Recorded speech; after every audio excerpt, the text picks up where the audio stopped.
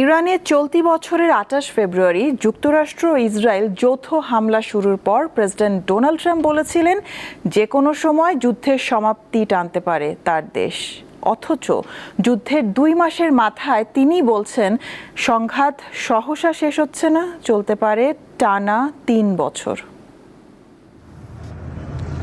যখন ইরানে হামলা শুরু করেছিলেন ডোনাল্ড ট্রাম্প, তিনি কথা দিয়েছিলেন দ্রুত ও চূড়ান্ত বিজয় আসতে চলেছে যুদ্ধ শেষে। যুদ্ধের ১০ম দিনে তিনি বলেছিলেন বিভিন্ন দিক থেকে এরই মধ্যে জিতে গেছে যুক্তরাষ্ট্র। তারপর থেকে পেরিয়ে গেছে ২ মাস, এখন চলছে বিরতি। এই পরিস্থিতির মধ্যেই ওয়াশিংটন বলছে যে কোনো সময় তারা ফের হামলা চালাতে পারে ইরানে। ট্রাম্প বলছেন আগামী ৩ বছর ধরে চলতে পারে যুদ্ধ। প্রশ্ন হচ্ছে এই যুদ্ধের ফল কি, কে জিতবে? উত্তর পাওয়া যাবে যুদ্ধ শেষ হলে। তবে এই ২ মাসে জানা গেছে কারা হেরে গেছে এই যুদ্ধে। পৃথিবীর সব যুদ্ধেই সবার আগে হারে সাধারণ মানুষ। ইরানের সাধারণ মানুষও হেরেছে। ভেতরে বাইরে ২ দিক থেকেই আক্রমণের শিকার হয়েছেন তারা। এখন পর্যন্ত যুদ্ধে প্রাণ হারিয়েছেন ৩৬০০ ইরানি নাগরিক, যার অর্ধেকই সাধারণ মানুষ।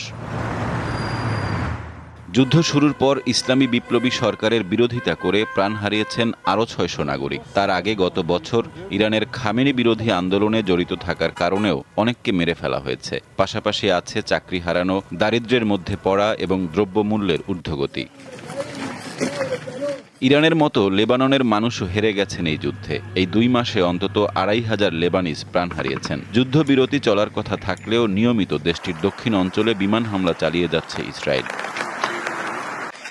অনেকেই বলছেন নতুন করে এই অঞ্চলে ইহুদি বসতি স্থাপনের জন্যই বিরতি সত্ত্বেও হামলা অব্যাহত রেখেছে ইসরায়েল। দক্ষিণ লেবাননে অন্তত ৬ লাখ মানুষ বাস্তুচ্যুত হয়েছে।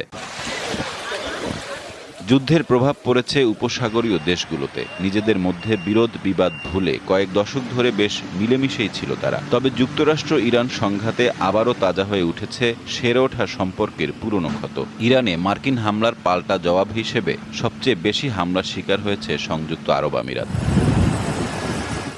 শুধু ওয়েস্ট এশিয়ার নাগরিকরাই হেরেছেন?